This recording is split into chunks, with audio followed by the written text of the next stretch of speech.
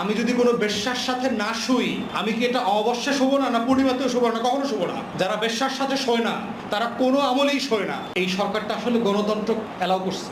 এখানে হেফাজতও মহাসমাবেশ করতে পারতেছে, বিএনপিও মহাসমাবেশ করতে পারতেছে, চরমনাইও পারতেছে, জামাত শিবিরও পারতেছে। তাহলে বিএনপির বড় বড় মহাসমাবেশের পরে দক্ষিণপন্থীদের উত্থান, এই রিপোর্টটা তো আসে না।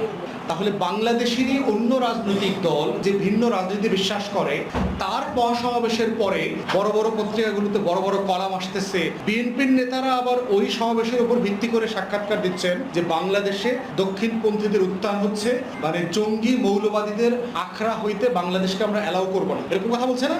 গত বছর মনে ছিল না? মারামারি করার সময় মনে ছিল কিনা? যখন মারামারি চলতেছিল তখন এই কথাগুলো মনে ছিল কিনা যে দক্ষিণপন্থীদের সাথে আমরা কোনো লড়াই করবো না? বাস্তবতা তাই হওয়া দরকার না? আমি যদি কোনো বেশ্যার সাথে না শুই, আমি কি এটা অমাবস্যা শোবো না, না পূর্ণিমাতেও শোবো না, কখনো শোবো না। যারা বেশ্যার সাথে শোয় না তারা কোনো আমলেই শোয় না। তাহলে সাডেনলি আগে পুত পবিত্র ছিল, বউ হওয়ার মতো ছিল, এখন সাডেনলি জামাত, ইসলামপন্থীরা, চরমনাই সব বেশ্যা হয়ে গেছে, ওরা আর আধুনিক হয়ে গেছে, ওরা মৌলবাদী হয়ে গেছে। তাহলে খেয়াল করতেছেন এই যে স্লাট শেমিং এর পলিটিক্স, ইন্ডিভিজুয়ালি একটা মেয়েকে স্লাট শেমিং করতেছে, কালেকটিভলি একটা বড় বড় অংশকে স্লাট শেমিং করতেছে, পলিটিক্যালি তাকে অপর করতেছে, তাকে অন্য জিনিস বানাচ্ছে, তাকে মৌলবাদী বানাচ্ছে, তাকে জঙ্গি বানাচ্ছে। সে গণতন্ত্রের শত্রু, সে দক্ষিণপন্থী, সে ভারতের নিরাপত্তার হুমকি। এবং এই সুশীলরা যখন বলে দক্ষিণপন্থীদের উত্থান, ওরা আসলে কি মিন করে? ওরা মিন করে এরা হইলো ভারতের নিরাপত্তার হুমকি, ওরা এইটা মিন করে। ওরা কিন্তু বাংলাদেশের নিরাপত্তা নিয়ে চিন্তিত না।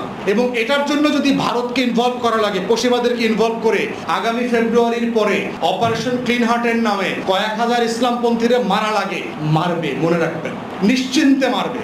যদি আবার গুম করার নাটক করতে হয়, এবং দেখবেন সেদিন গুমের আর কোনো সমালোচনা হবে না, কারণ এই গুমটা হলো হালাল গুম। আওয়ামী লীগের আমলে গুমটা ছিল হারাম গুম। এখন ওই স্ত্রী এখন বেশ্যা হয়ে গেছে, ওরা এখন গুম করা যাবে। নতুন দলের রাজনীতি যারা করতেছেন তারা কিন্তু ওই ইন্ডিয়ান ফ্রেমের পলিটিক্স করছে। এই জন্য আমরা যখন বারবার বলছি, বড় দলগুলো সবগুলোকে বলছি যে জুলাই সনদের অধীনে নির্বাচন হইতে হবে, জুলাই সনদের অধীনে সংসদ তৈরি হইতে হবে, জুলাই সনদের অধীনে শপথ হইতে হবে, তারা এটা মানতে পারে না। তারা দৌড়ায় খালি ৭২-এ চলে যায়, কারণ ৭২-এর ন্যারেটিভের সাথে ভারতের আশ্বস্তি আছে যে তাকে তোমরা ক্ষমতায় আনবো, তোমরা এই ফ্রেমে থাকো, তোমরা ক্ষমতায় আসার সমস্যা নাই। কিন্তু এই যে আওয়ামী লীগের দিল্লির যে ফ্রেম, এই ফ্রেম থেকে তুমি বের হয়েও না। ওই ফ্রেম থেকে বের হইলে তোমাকে আমি নিরাপত্তার হুমকি বানায় দিব, তোমাকে আমি জঙ্গিবাদের সমর্থক বানায় দিব। আপনি চিন্তা করে দেখুন তো, এখন কোন পত্রিকায়, ওই যে বড় বড় পত্রিকাগুলো আছে গুরুত্বপূর্ণ, বিএনপি জামাত একসাথে লেখে? খেয়াল করে দেখেন তো, কোথাও লেখে বিএনপি জামাত মৌলবাদী গোষ্ঠী? জিয়াউর রহমান ওই ৭১ সালে সর ছিল, মুক্তিযুদ্ধ করে না, এই কথা লেখে? খালেদা জিয়া সম্পর্কে কোনো বাজে কথা লেখে? তাহলে যেই পত্রিকাগুলো হাওয়া ভবনের ন্যারেটিভ বানাইছে, তারেক রহমানকে পিটানোর বন্দোবস্ত করছে যেই পত্রিকাগুলো, যেই বুদ্ধিজীবীরা, যেই চ্যানেলগুলো দিনরাত বিএনপি জামাত ত্যাগ করে রিপোর্ট করেছে, তারা কেউ আজকে এই কথাটা বলছে না কেন? কারণ এখন বিএনপি আর জামাতকে আলাদা না করলে তো ইসলামপন্থীদেরকে মাইট দেওয়ার ব্যবস্থা করা যাবে না। মাইর কাকে দিয়ে দেওয়া হবে? ওরে মাইট দেওয়া হবে। পক্ষ বুঝতে পারতেছেন? বিএনপি জামাত কেন আগে করছে? আওয়ামী লীগ সাপেক্ষে ওদের দুজনকে সবাই পিটাইতে হবে, পিটানোর ব্যবস্থা করছে না? পিটানোর জন্য যে বৈধতা, সম্মতি উৎপাদন করা দরকার, পুরোটা তারা করছে। এখন কি করতে হবে? বিএনপিরে দিয়ে জামাত পিটাইতে হবে, বিএনপিরে দিয়ে চরমনাই পিটাইতে হবে, বিএনপিরে দিয়ে হেফাজত পিটাইতে হবে। এবং বিএনপির সাথে এই উস্কানির রাজনীতিতে তারা তাকে ফেলার চেষ্টা করছে, এবং স্যাডলি তারা পড়েছে অনেকাংশে, সেটা আমরা দেখতে পাচ্ছি। এই যে বয়ানের রাজনীতি, যেই রাজনীতিটা শহীদ প্রেসিডেন্টের সাথে যায় না, দিল্লির আধিপত্যবাদের বিরুদ্ধে রাজনীতির সাথে যায় না, এটা অরিজিনাল বিএনপির রাজনীতি না। কিন্তু বিএনপি এই পলিটিক্সের ফাপরে এবং ট্র্যাপে পড়ছে বলে আমরা দেখতে পাচ্ছি। এবং এই কারণেই গণ অভ্যুত্থান পরবর্তী বাংলাদেশে বয়ানের রাজনীতিটা বোঝা তরুণদের জন্য জরুরি। তা না হলে শত শত হাজারে হাজারে আবার জঙ্গি নাটক হবে। আমরা সব দাড়িওয়ালা, টুপিওয়ালা, যারা নামাজি বিশ্বাস করি কিন্তু জাতীয়তাবাদী, বাংলাদেশের পক্ষের মানুষ, তারা সবাই মুক্তিযুদ্ধের বিপক্ষে শক্তি হয়ে যাব আবার। এবং মুক্তিযুদ্ধের বিপক্ষের শক্তি হইলেই আমাকে মিথ্যা মামলা দিয়ে ফাঁসানো যাবে, আমাকে রিমান্ডে নেওয়া যাবে, আমার হাতের পায়ের নখ তুলে নেওয়া যাবে, আমাকে গুম করা যাবে, আমাকে আয়না ঘরে নেওয়া যাবে, আমাদের সবকিছু করা যাবে। আমাদের ব্যাপারে বিভিন্ন গোয়েন্দা সংস্থা আছে না, ডিজিএফআই বিভিন্ন জায়গা থেকে, এনএসআই, এরা বিভিন্ন জায়গায় বলে বেড়ায়, অনেক তো কথা বলে, দেখবো তো নির্বাচনে কেমনে জিতে, চাইলে হারাই দিতে পারবে না? পারবে তো। ইলেকশন ইঞ্জিনিয়ারিং তারা জানে না?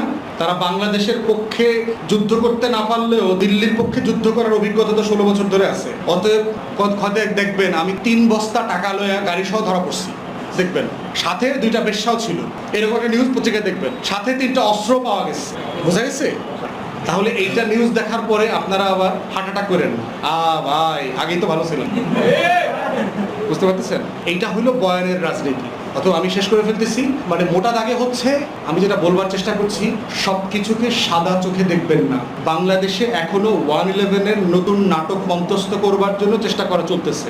111 হইতে হইলে যেই যেই বয়ানকে প্রতিষ্ঠিত করতে হবে, যেই যেই গল্প বানাইতে হবে, যেই যেই মানুষকে শত্রু বানাইতে হবে, সেই শত্রু বানানোর কাজ দিন রাত চলছে। এবং গত সপ্তাহে দেখেছেন প্রচুর নড়াচড়া, দেখছেন না? হে হের লগে দেখা করে, হে হের লগে দেখা করে, হে হের রিপোর্ট দিতে যায়, হে হের লাগে আবার গোপনে মিটিং করে। বুঝছেন না? দেখছেন না? এত মিটিং কেন? প্রজাতন্ত্রের কর্মচারী, চাকর বাকর যারা চাকরি করে, এরা আবার এত মিটিং করা লাগে কেন? কর্মচারীদের এত মিটিং করতে হবে কেন? কারণ হলো সে 111-এর নাটক তৈরি করতেছে, স্ক্রিপ্ট রেডি করতেছে। এই স্ক্রিপ্টের সাথে কিছু মস্কোতে পড়া কিছু তৃতীয় শ্রেণীর অর্থনীতিবিদ আছে, এই সকল তৃতীয় শ্রেণীর অর্থনীতিবিদদের আবার কিছু গবেষণা প্রতিষ্ঠান আছে। এই গবেষণা প্রতিষ্ঠানগুলোর মানে বিভিন্ন প্রশ্নবিদ্ধ রিপোর্ট আমরা ট্রানজিট দিলে সিঙ্গাপুর হয়ে যাবো, এগুলো আমাকে খাওয়াইছে না? সেই রিপোর্টগুলো আবার গুরুত্বপূর্ণ পত্রিকাতে গুরুত্বের সাথে প্রথম পেজে আসার পত্রিকা আছে বাংলা ইংলিশ, ওইটাকে রিসাইকেল করার আবার টেলিভিশন চ্যানেল আছে সারাদিন, ওইটাকে নিয়ে টকশো করার মতো আবার বুদ্ধিজীবীও আছে। বুঝাইতে পারতেছেন পুরো নাটক? এই 111-এর নাটক চক্রটা বোঝাটা হচ্ছে এই আমাদের নতুন প্রজন্মের জন্য সবচেয়ে গুরুত্বপূর্ণ লড়াই। এবং আমি ধন্যবাদ জানাচ্ছি হাদি এবং আপনারা যারা সবাই 24-এর লড়াইতে ছিলেন, লড়াইটা করেছেন। এই লড়াইটা শেষ হয় নাই, ইনফ্যাক্ট আমি বলছি লড়াইটা শুরুই হয় নাই। নতুন বাংলাদেশ গড়বার যে লড়াই দিল্লির আধিপত্যবাদের বিরুদ্ধে, সেই লড়াইটা শহীদ প্রেসিডেন্ট জিয়াউর রহমান শুরু করেছিলেন। 3.5 বছর পরে সেই লড়াইটা আবার হাইজ্যাক হয়ে গেছিল। সেই লড়াইটা আবার আমরা করতে চাই 24 থেকে।